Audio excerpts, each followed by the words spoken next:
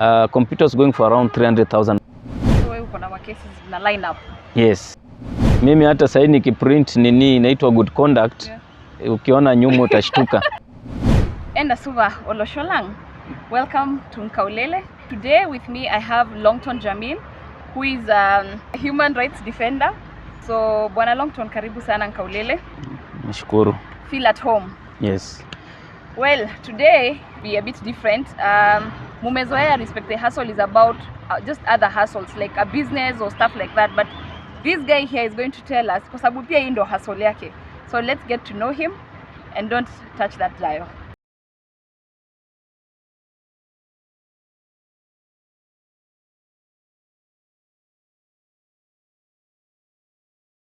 Bwana Longton, yes. Natumai COVID nayo umeangalia. Nimeangalia vizuri. Acha tu sanitize. Kuna social distance. I can see it's 1.5 meter. Hiyo tumeshati. Yes. Mask peke yake ndio kidogo tumeweka kando. I got the 2 double dose of AstraZeneca. By the way, I saw your knees, you are taking it. Yes. Wewe ndo mtu wa kwanza ku take the vaccine. Yes. Nikajiambia hata mimi ndaenda nikishajua vile unaendelea. Sawa sawa. So tell these people your name. My name is Longton Jamil Hashi. I'm a businessman in Kitengela. Basically doing the IT and gas business, cooking gas. Yes. I think I've seen you sell Progas. I think nilipo all brands. Yeah, when I started looking for Progas, nilisikia kwako ulikuwa nayo wakati huo, and I've also seen your cyber. Yes, at Eastmart supermarket. Eastmart, yeah. Yes. So apart from that, what else do you do? Apart from that, I do the human rights defenders work, and that's a voluntary work. Yes. It is not paid, like there's nobody who gives you salary. No, we are not paid. Okay. Yes, we are only protected. When we are arrested, we are given lawyers to represent us in court. Yeah. Yes. So before we get there, tell us about Bwana Longton. Yes. Ulizaliwa wapi, umekuwa wapi, yani shule? Kuzaliwa nimezaliwa hapa Nairobi, Park Road. I think should be Kamkunjo Kasarani constituency. Na nikaenda nyumbani Mumias sub county in Kakamega County, where I schooled both primary and secondary till form 4. Then I did a degree in IT, Moi University. Then I came to Kitengela. Yes. Primary life ilikuwaje? Ulikuwa mtoto mzuri, mbaya, mtundu? Primary life sikuwa mtundu kwa sababu nimekuwa prefect all along my life from primary to secondary. And I happen to be a head boy in secondary from form 1 to form 4. Yes. You said you're from Mumias? Mumias sub-county in Kakamega County. Okay. Yes. Brought up, ulikuwa in a family of how many? Our dad had married 3 wives. So total children were 12. Kwani Waluya wana bibi wengi? That one is natural. Kwetu. It's obvious. Okay. Yes. So about 12. Our mother had 4 boys only. We don't have a girl. Oh. Yes. You're the number? My mother is the last wife. Last wife? Yes, and I'm the second born. Oh, second born? Yes. Okay. Yes. Oh, okay. So tuseme growing up it was easy life for you. Ilikuwa tu rahisi, resources zilikuwa, everything. By then there were no resources at all. Okay. Yes. And I think I'm the only son in that family that managed to finish form 4 and go to university. Oh, yes. Wengine walimalizia primary? They dropped out of school. Finances, eh? Yes, finances. Okay. Yes. Well, Bwana Longton umetuambia kuhusu hadi umesema you did your degree in IT? Yes. How is it working in the IT field? I've been surviving with IT for the last 16 years in Kitengela. Wow. Yes. You have employees, ama you run it yourself? How is it? I have employees. Yes. And I also run it myself when I'm free. Yeah. Yes. Okay. So how was campus life? Yeah. Campus life is it? Campus life, it was not that bad because I was doing my business and studying at the same time, so it was not that hard for me. Yeah, I was able to. For your fees in campus? Yes, I did. Also, you were working. You are employed ama hii farm yako ya IT? Niyo yangu tu nimejilipia. Umejiandika job? Yes. Alafu unajilipia shule? Najilipia shule. Wow. Yes. That is Nice. Yes. So mbona ukaamua kufanya IT? IT, in fact, in 2000, the year 2000, computer studies was introduced in our school in Mumias. And you know Mumias is part of the remote areas of this country. Yeah. Computers going for around 300,000 by then. The same computer now goes for about 20,000. Yeah. Yes. So I started my passion with IT in 2000, the year 2000. In my KCSE, I did a project in IT. We did programming. Okay. And I scored a straight A in computer studies. So that's why I decided to do IT. I was good in computers. So for you it was a passion yenye ulianzia high school? High school, yeah, Form 2. You decided you want to venture into that business? Yes. Unaniambia kompyuta moja ilikuwa 300k? Yes, in fact hata tulifanya harambee nje shule kanunua 2 computers. What? Yes. But now you ukamaliza na ukaamua kwenda campus. Yes. To, you know, get better at it. Yes. You can buy your own computers and laptops and you came and started. Yes. Kwa hivyo ulikuwa na do? Sikuwa na pesa. Wakati nikiingia Kitengela nilianza kazi za some contracts hapa Ep05, a government parastatal. Yeah. I did for about 6 years, then I left. Yeah. Ndio nikaingia kwenye biashara. Okay. Sababu mapato ya pale haikuwa nzuri. Yeah. So how was it working for Ep05? Ep05 it was not that easy. Yeah.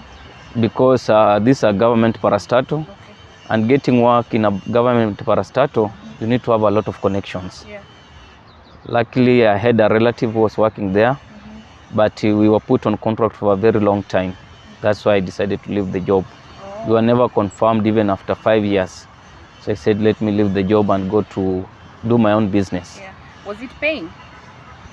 By then, I started in Ep05 in 2003 to 2008. Yes. Na ilikuwa si mbaya malipo, at least? Malipo ilikuwa duni wakati huo. Unajua ni sasa ndio maybe malipo yamekuja juu. Yes. Yeah, yes. Okay. Hii time yote hujaniambia kama bado ulikuwa single, ulikuwa married, ulikuwa unatafuta? Tukihustle nilikuwa single. Wakati nikiingia Kitengela nilikuwa single. Okay. Yes, I married in the year 2007. Yes. I'm tempted to ask wife number 3, 4, 5. Huh? 1, 2, 3. The one I know is only one wife. Okay, I'm married to one wife. Yes. I'm blessed with many kids. 3. Ah, nice. Yes. Wow, congratulations. Yes. I'm sure one of them is aspiring to be you. Yes, of course. So let's take a short break and we come back. We'll be talking about now what we want to talk about today. Okay. Yeah.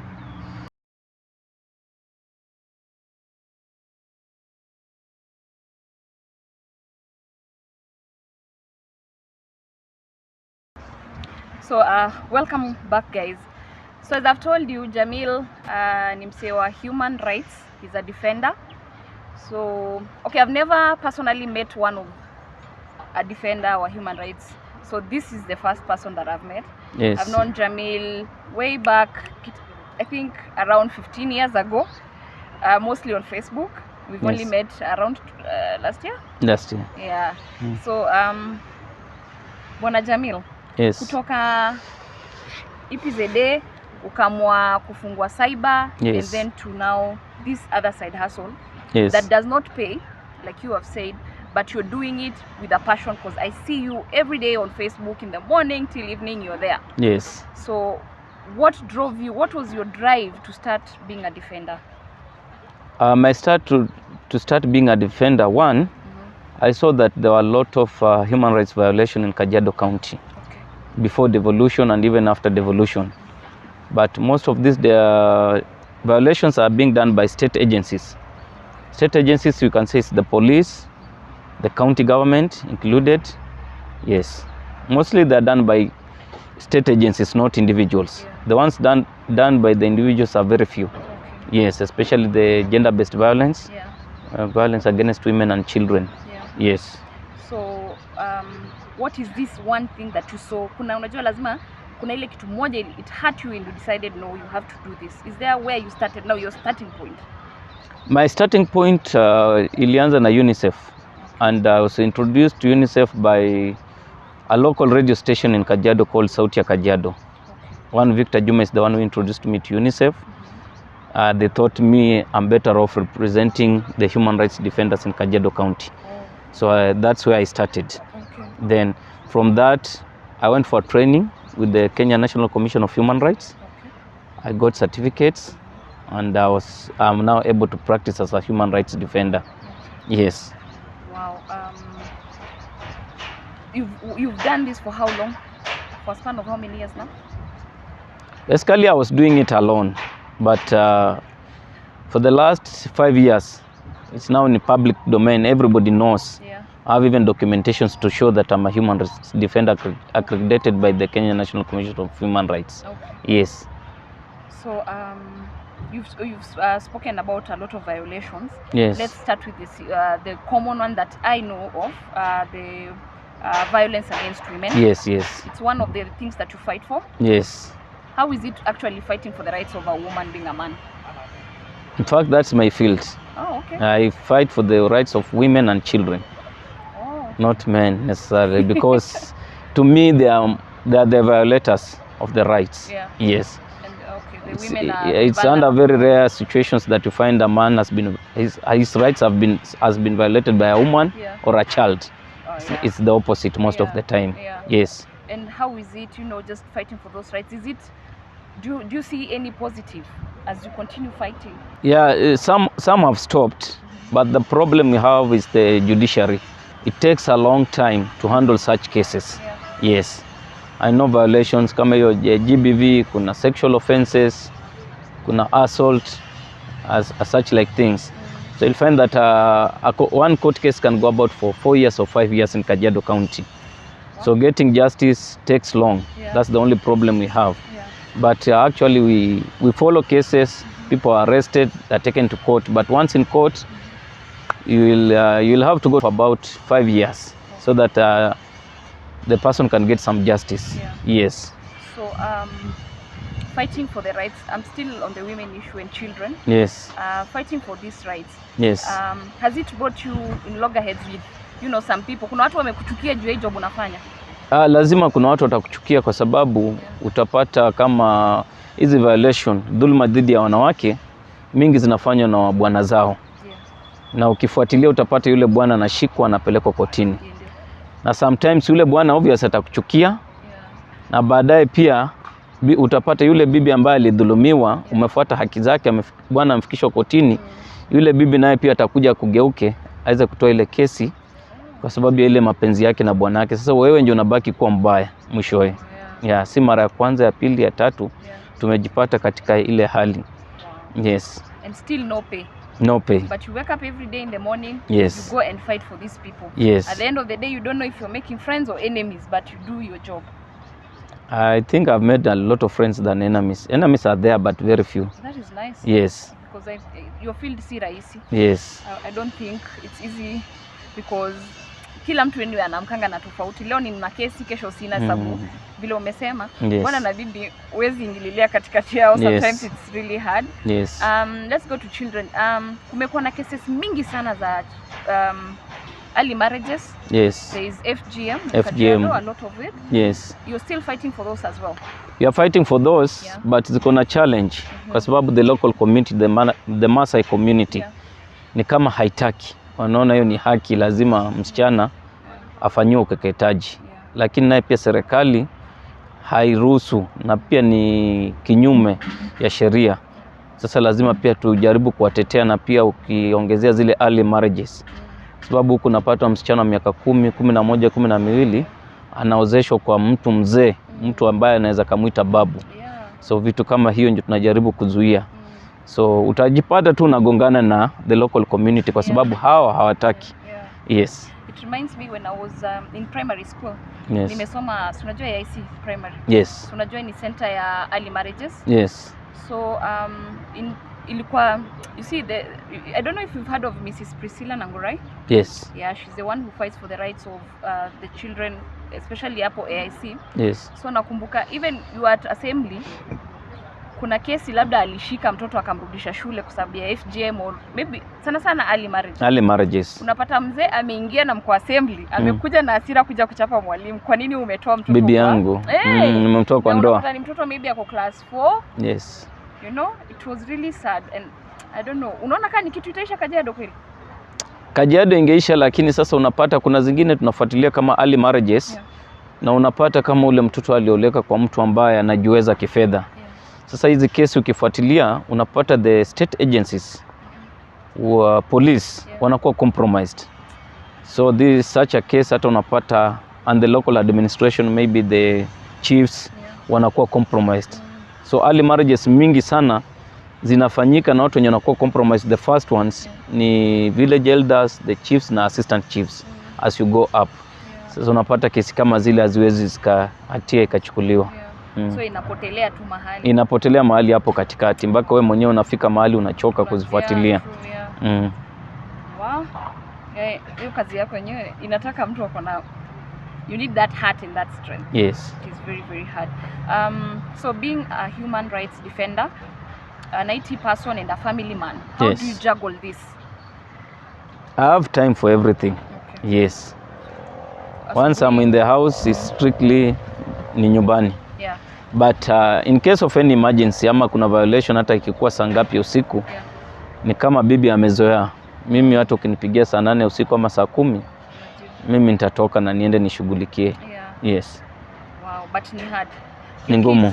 Your kids they watch you on unajua mimi nimekuona ukikimbia tear gas. Yes. I've seen you do a lot of things in Mono Kigongo mahali. Lakini hata nimeshikwa, nadhani nimeshikwa karibu mara 4. Na hata kesi ziko kotini, zingine tumeshinda, zingine tunaelekea kushinda kwa sababu ukiangalia zile ni kesi ambazo hazina msingi hata kidogo. Hazina msingi. Na nia hiyo kesi mostly utapata watu wetu wa DCI wamekuwa watu wapuuzi sana katika hii nchi ya Kenya. DCI inafaa ichunguze hizi kesi kubwa kubwa, lakini DCI imeacha kazi yake, wameamua kuingilia kazi ya kuintimidate human rights defenders across the country, not only Kajiado. Kama mzee alishikwa juzi anaitwa Kiema somebody, alishikwa tu yani kumintimidate ndio ajaribu kuacha ile kitu anafanya. Mwisho ile kesi iliweza kutupwa na High Court. So ukipata kesi zote za human rights defenders mwisho inatupwa because DCI wanatumia hii kesi kututisha tusifanye hizi shughuli zetu. Na tuelewe kwa nini, kwa sababu inafaa tufanye kazi na hao ndio hizi dhuluma zisifanyike. Lakini sasa hao ni kama wanafuata serikali inasema nini, especially ukigusia maneno yenye yanahusiana na serikali utajipata katika mashaka. Lakini za kawaida utafanya bila tishio lolote. Is there a law that protects you, that governs like whatever you do? Ama mnakuwa mtu na personal lawyers, because how do you do this if you umepatikana kwenye kesi? Yes. Okay, wewe you're fighting for someone's rights. Yes. Alafu umepelekwa pale mahakamani, do you have to like get your own lawyers ama the law kind of helps you out? We were doing something with the Kenya National Commission of Human Rights. Yeah, the national body. Then there's something they are drafting. It will go to parliament and soon we are going to be recognized. Even the state agencies, they are going to recognize us. Yes. And number 2, in the course of our work, tukijipata katika shida ama kushikwa, kuna an organization ambayo inaitwa Defenders Coalition. Hawa ndio huwa wanatusimamia kila kitu. Wakili, kotini, na hata mahitaji hapa na pale kama kweli unahitaji mahitaji. So immediately umeshikwa, you are supposed to notify them kuwa nimeshikwa na nini, na hapo wako na mawakili kila county. So it's just wanatuma wakili na huyo wakili anaweza kuwakilisha kotini. Na hata ukiangalia nadhani mwaka 2019 kuna maafisa wa county government ya Kajiado waliweza kupiga wachuuzi hapa Kitengela. Hiyo kesi mimi wakati nilikuwa naenda kuokoa wale watu wasipigwe na maafisa wa county, mimi pia niliweza kushikwa na maafisa wa county na wakanipeleka kotini. Na hiyo kesi ilitupwa nje na koti. Na nikaweza nikapata wakili kwa sababu hii ilikuwa ni gross human rights violation. Tukaweza kufile petition High Court ya Kajiado, petition number 17 of 2019, ambayo tumesue the county government of Kajiado na wale maofisa wa county tumewasue. kesi inasikizwa mwezi ujao na Justice Chacha Mwita. So wewe uko na makesi na line up? Yes. Lakini your life ni ngumu. Mimi hata sasa nikiprint nini inaitwa good conduct, ukiona nyuma utashtuka. Lakini hakuna hata kesi moja si yangu na hakuna hata kesi moja polisi wamewahi kushinda. Na uhakika hakuna hata kesi watawahi kushinda dhidi yangu kwa sababu mimi najijua. Mimi ni mtu wa kawaida, mimi ni raia wa kawaida, mimi natafuta riziki yangu ya halali. Hakuna kitu haramu na kula ya mtu. Na mimi si mhalifu. So hakuna vile watanipata. Zote ni za kusingiziwa na mwishowe zote zinatupwa na koti. Kwa sababu ni vitu ambaye haina ushahidi. Yes. Wow. Let's take a short break and then tukirudi inakuja na propaganda ya Facebook.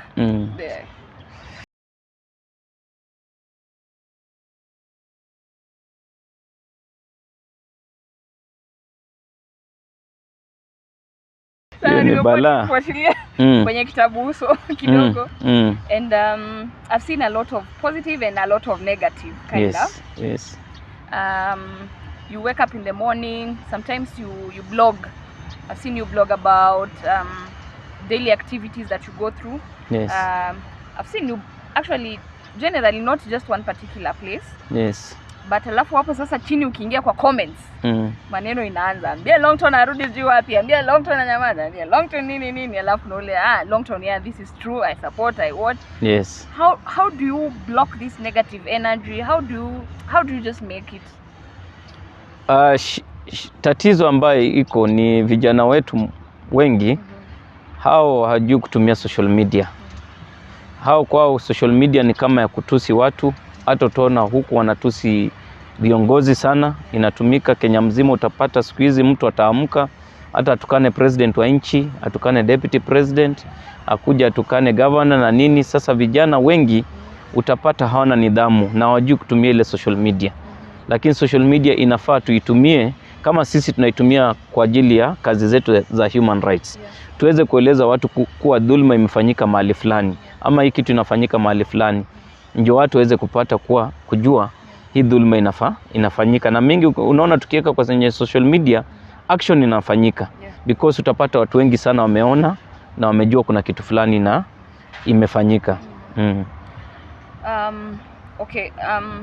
So kuna hiyo umeamka asubuhi umeandika umetukanwa but tomorrow you wake up again and what is your push? Nini ambayo inakusukuma uendelee not to give up on people, because you have mentioned that this is not a paying job. Yes. You have a family and you have your own business, but still you fight for people's rights. Yes. With all this negative energy, yes, what is your push to wake up again tomorrow and do the same thing? The push, I want one day kukuwe na changes. We want a day that tutakuwa na just society that is free from human rights violation. And we are sure, especially in Kenya, human rights defenders wamefanya a lot. Na kuna changes, those zinakuja polepole lakini tutafikia pale. Uwezi ukafananisha nchi yetu ya Kenya na nchi kama Uganda. Sisi hata tuna uhuru mingi kama human rights defenders kushinda Uganda ama Tanzania. Because huko hata kuongea tu neno moja dhidi ya president tuseme kama Museveni, utajipata matatani. So Kenya utapata at least wana embrace, ingawaje si yote. Kuna kiasi hawataki tuongelee na kuna kiasi wanaruhusu sisi civil society organization tufanye. So as a human rights defender, what are the challenges that you go through? The challenges, one, unapata maisha yako sometimes inakuwa kwenye hatari. Inakuwa kwenye hatari kwa sababu saa ingine wale ambao wenye wamedhulumu watu, they will want to compromise you. Na wewe ukikataa kuwa compromised, watajaribu kukutishia maisha ama nini. Na mimi naye pia naye uzuri, we've gone through a lot of training. Na mimi kunipata naweza nikwambia ni ngumu sana. Ni ngumu sana because we've been trained on how to conduct ourselves. Tukikuwa mahali ama tukikuwa nini. Na mimi mostly utanipata hata nikitembea, I'm never alone. Yes, hata ukiniona niko peke yangu, siko peke yangu. Yes. Siko peke yangu, kuna watu tuko nao na wako tu. It's just a call away, they'll be here. wakui mbali, not more than 20 meters from where I am. Yes. Wow. So I'm always in a group of 3 or 4 or more. Yeah. Yes. So basically the main challenge is you're afraid for your life most of the time because of Basically for my life I don't fear anything. uko tu sawa. Unajua sisi kama Waislamu ni kama tumebeba tikiti kwa mfuko. We know anytime time yako ikifika utaenda. Yes. So ni Mungu ataamua ikuje mapema ama ikawie, si binadamu. Hawezi kufanya chochote. Oh wow, okay. I want to ask, within this journey of being a human rights defender, what was your big moment? Ile wakati yani uliona wow, hii kitu nimefanya imewaka. What was your biggest moment since you started? The biggest moment, kuna a lot of justices zimefanyika kwa watu na watu huwa wanafurahi. Yes. Na pia nangojea kama hii kesi yenye kwa High Court Kajiado tuone judgment yake itakuwa vipi. Kwa sababu kama hiyo kesi nitashinda, basi itarekebisha hawa maafisa wa county hawataweza kudhulumu watu tena, na hapo nitakuwa nimefurahi sana. Though it's costly, because the case itself might cost like 400,000. That's the only problem we face as human rights defenders. We cannot approach the court directly. We have to go through a lawyer. Draft your vitu na nini, so unaona kama 400,000 on one case is a heavy investment. Yes. And this money is paid by who? This money is paid by civil society organizations and our own donations. Yes. Wow. Because I think I've seen the case. Kuna wakati tuko na mtu amewekwa chini anapigwa pia. Yes, wale wanawake ndio hiyo kabisa. Kuna wakati ile ya soko kulikuwa na fracas. Ndio hiyo tu ya soko hiyo moja. I think I've seen the case. I'll get one of the clips there. Yes. And what is your worst moment? Ile moment unasikia uko low kabisa kwa hii job yako? Mimi hakuna worst moment because nimezoea. Every day kwangu tu inakaa iko sawa kabisa. I can handle anything. I can handle anything. Yes. Oh wow. Wow. So Respect the Hustle is basically about talking to the youth, talking to someone who is stranded at home, someone who thinks there's no jobs, there's no life, there's no, just nothing works. Yes. So today I want you, Jamil, to talk to someone who's looking at you as a human rights activist, defender, sorry. Yes. Talk to them and just, empower someone. To the youths, I would like to tell them mostly, nowadays people don't go to universities. Just go to a vocational school. Like if we are talking about Kajiado County, I think we have NITA, we have Masai Technical in Kajiado, and we have a number of vocational schools around, even across the country. The vocational schools will empower you with some skills, lifetime skills, that you're able to do your own business. Because some youths were targeting to go to university and get to get jobs, but in Kenya there are no jobs. So you must create an employment opportunity as a youth. You must go to a vocational school, get some skills, open if it's a welding workshop, you employ some other youths, a car wash business, you employ some other youths. There's a lot of things you can do, even mechanical. Yes. So someone maybe is looking at you and thinking they want to be you in future. Yes. Anataka kuwa human rights defender. What are the steps? What does it entail to fika mahali Longton amefika? Okay. So far, if we talk about, each county has human rights defenders. Because I've gone for so many meetings and we meet our colleagues from across the country. We are very many. In fact, we have a nationwide WhatsApp group. It's full. Some cannot be accommodated. We are about 256. Kajiado alone, we are about 30. But the problem with Kajiado County is some are cowards. Some are cowards, like issues facing the local community. And most of them are Masais. Our brothers Masais, they are the human rights defenders. I think I'm the only one who is a non-Masai in that group. But there are some groups also doing the human rights defenders work. So most of our brothers, they will not want to address issues, human rights violations done by the local community. They fear maybe curses from their fathers, the community, the Maasai culture, vitu kama hiyo. So utapata vitu kama FGM, they'll never want to talk about it. Naona, they know it's bad, but wanaogopa the community, it might curse them. Early marriages wanaona kwao ni normal, unaona, but they are human rights defenders. Yes. Okay. So what does it entail kukua kama Longton? Yeah, kuentel one, lazima kukuwe na consistency. Na lazima ionekane kuwa umekuwa ukishughulikia hizi vitu. Then number 2, nini uwe na train watu. Kenya National Commission of Human Rights Defenders, that's a national body. It trains us on how to become one. You'll go through the training, you're given a certificate. Then other trainings are done by the Defenders Coalition. They work closely with the Kenya National Human Rights Commission, but this is not a government entity. Yes. From there, we also have a library at the Kenya National Commission, CVS Plaza. Yes, you can go there. There's a library. There are a lot of books about human rights. Yes. Yes. Is there a connection between human rights and knowing the law? Yes. As you fight for the human rights, Yes. Is there a connection with the law? Yes, it is. You have to know. It is. Okay. So yes. It's connected. Lazima ukuwe unajua Kenyan law. Lazima ukuwe unajua the constitution, the rights. Yes. Okay. Yes. Na pia hujasema ukuwe na roho ngumu. Lazima ukuwe na roho ngumu kabisa. Okay, so I don't know the difference, because me, I normally think what any activist. So what's the difference between human rights activist and human rights defender? Human rights activist imekuwa ikitumika kitambo. Na nadhani ilibadilishwa kwa sababu polisi walikuwa wanatumia the word activism vibaya. Ukiangalia maana ya activism ina maana nzuri. Lakini kwa polisi, the moment umetaja activism, wanaona sasa hawa ni wanaharakati. Na wanaharakati wanaidefine kivibaya. Unajua ni mwanaharakati wa kutetea haki za binadamu. Yes.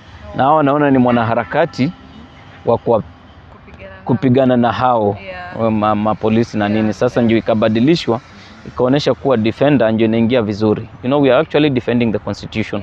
Ndio hiyo human rights defender inakuja. Who is the other human rights defender that you look up to? Nani ndo kama role model or Role model wetu ni Mazurui. Mazurui. Then the patron wetu wa hii Defenders Coalition. People have never known the former CJ Willy Mutunga. Yes. So hapo ndo unaspire. Yes, Willy Mutunga is a human rights defender, very strong one. Yes. Yeah. And do you also have maybe people that are looking up on you, like Longton, how do we do this? How does this go? Pia una mentors, like kuna wale unafunza polepole ama? Yes. Okay. Yes. My youth. Na huwa tunawaambia twende tuwafunze hao pia waweze kunini. Na human rights defenders si peke yetu. Even the judges, magistrates, those are human rights defenders. The police actually hawajui, lakini they are human rights defenders. Yes. They should be human rights defenders because kila mtu ana protect rights za mtu. Yes. Anybody can be a human rights defender. Lakini ni ile watu hawajui na watu wengine hawana shughuli. Yes. So what next for Longton? Ama unataka kuingia politics? Politics is a dirty game. Ninajulikana. Na ukiangalia mtu anaingia politics anajisahau.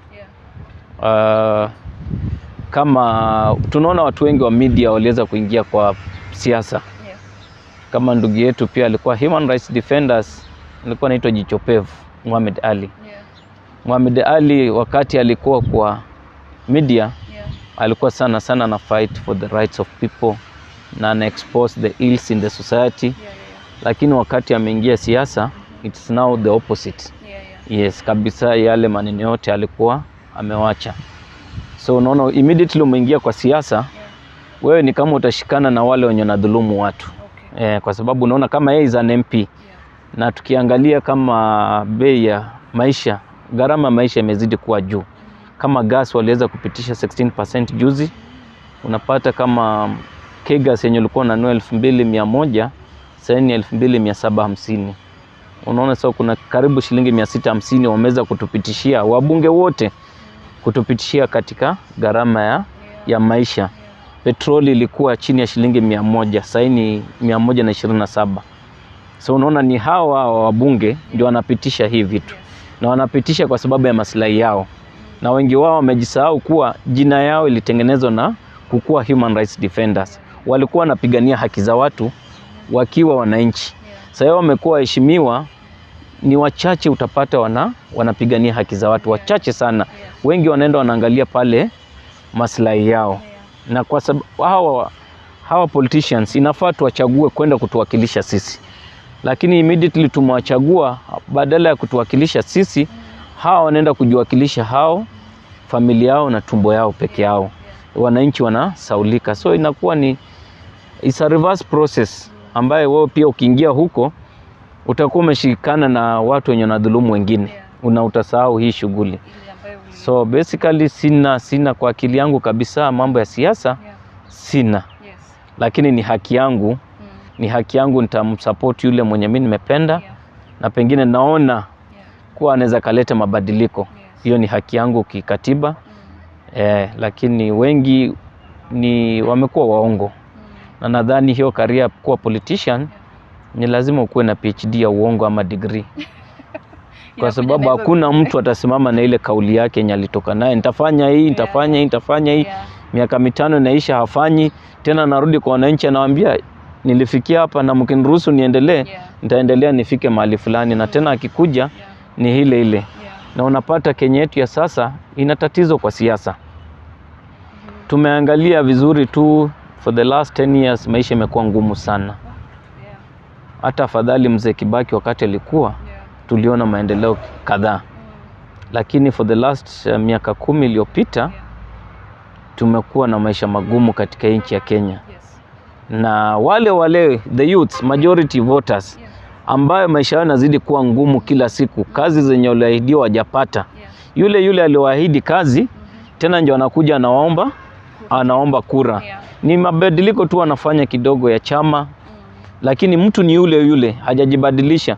Ni anaenda kwa chama ingine kwenda kujificha na anaambia youth, mimi nikiingia nitawapatia hii na hii na hii. Na yuko serikalini anawaambia sasa mimi mkini upgrade mimi nitafanya hii na hii.